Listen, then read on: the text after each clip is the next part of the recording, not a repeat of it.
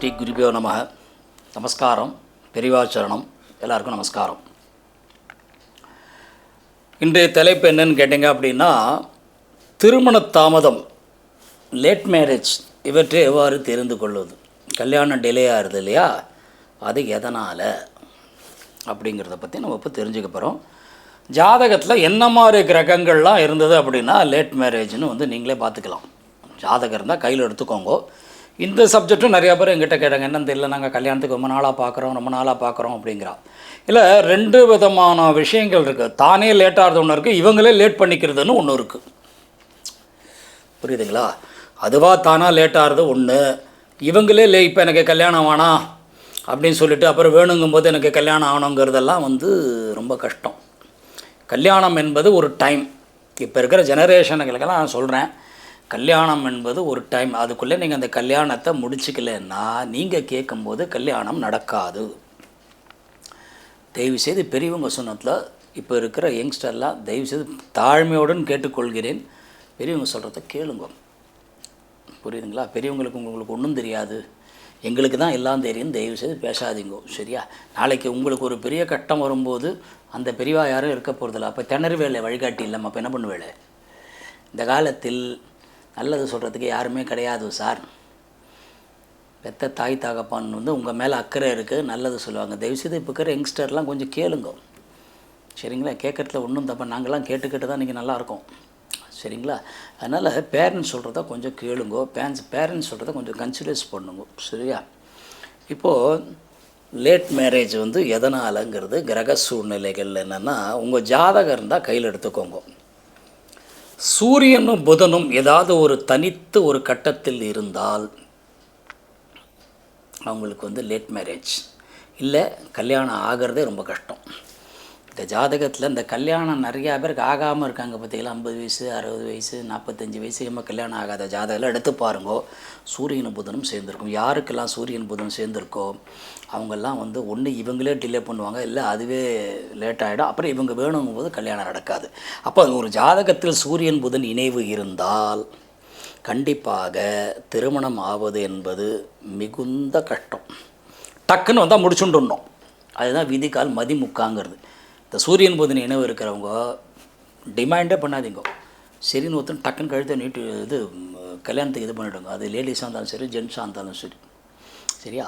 அதே மாதிரி 7இல் சனி, 7இல் ராகு கேது, 7இல் செவ்வாய்.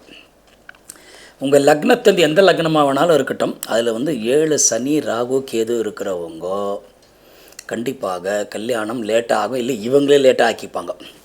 இந்த 7இல் சனி பகவான் இருந்தால் ஏன் கல்யாணம் லேட்டாகுது அப்படின்னா, போன ஜென்மத்தில் திருமண வாழ்க்கையை இவங்க அதோட இதை பலனை சரியாக உணரலை.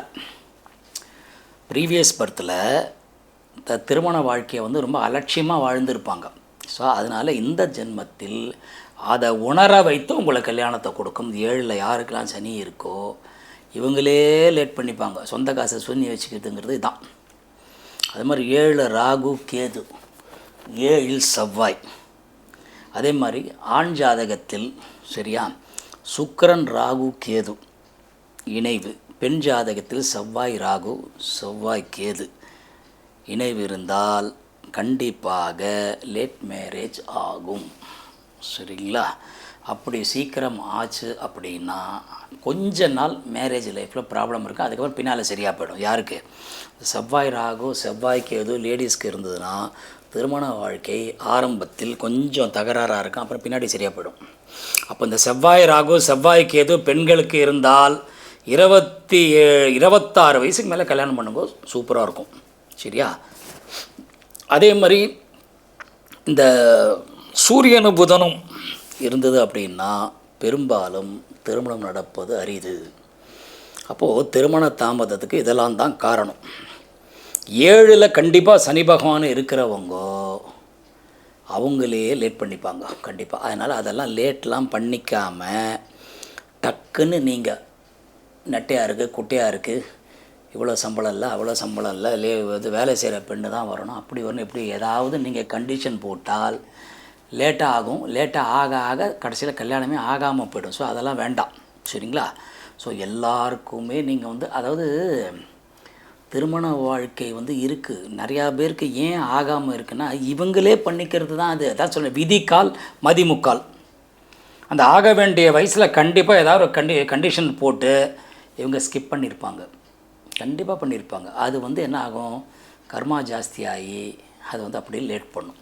ஸோ இந்த மாதிரி அமைப்புகள் இருந்தால் உங்கள் ஜாதகம் தான் கையில் எடுத்துக்கோங்க. சூரியன் புதன் இணைவு, 7இல் சனி ராகு கேது, 7இல் செவ்வாய். மறுபடியும் சொல்கிறேன், ஆண் ஜாதகத்தில் சுக்கிரன் ராகு, சுக்கிரன் கேது. பெண் ஜாதகத்தில் செவ்வாய் ராகு, செவ்வாய் கேது. இந்த மாதிரி இருந்தது அப்படின்னா திருமண வாழ்க்கை கொஞ்சம் லேட் ஆகும். சரியா? ஸோ இந்த மாதிரி அமைப்பு உள்ளவங்க எந்த விதமான கண்டிஷனும் போடாமல் இந்த மாதிரி இணைவு இருக்கிறவங்களுக்கு வந்து என்ன பரிகாரம் பண்ணணும் என்னங்கிறத வந்து நான் இப்போ சொல்லுவேன். நான் சொன்னேன்னாக்கா உங்களுக்கு அது புரியாது. சரியா? அதனால் நீங்கள் எனக்கு கால் பண்ணி என்னோடய கன்சல்டேஷனுக்கு வாங்கோ, ஃபோன் பண்ணி. ஏன்னா நான் இப்போ இதை சொன்னால் ஃபோனில் வந்து வழக்க ரைட்டில் ஏற்றணுமா லெஃப்ட்டில் ஏற்றணுமா, காத்தால ஏந்தி ஏற்றணுமா, இந்த கோவில் எத்தனை மணி வரைக்கும் திறந்துருக்கும், இது எல்லா டீட்டெயிலுமே என்கிட்ட கேட்குறாங்க. அதனால் நீங்கள் தயவுசெய்து நேரில் வாங்கோ, கால் பண்ணி நேரில் வாங்கோ, கன்சல்டேஷன் அப்பாயின்மெண்ட் வாங்கி வாங்கோ. நான் உங்களுக்கு கண்டிப்பாக சொல்கிறேன், ஒன்றும் பெரிய விஷயம் கிடையாது. சரியா? ஜாதகம் எடுத்துக்கோங்க. இந்த மாதிரி ஒரு கிரக இணைவுகள் இருந்தால் தயவுசெய்து என்னோடய கன்சல்டேஷனுக்கு வாங்கோ. இன்னும் நான் பாக்கி நான் அதை பற்றி உங்களுக்கு நான் எல்லாமே நிறையா எல்லாத்துக்குமே சொல்யூஷன் இருக்குது, கவலைப்பட வேண்டாம். சரியா?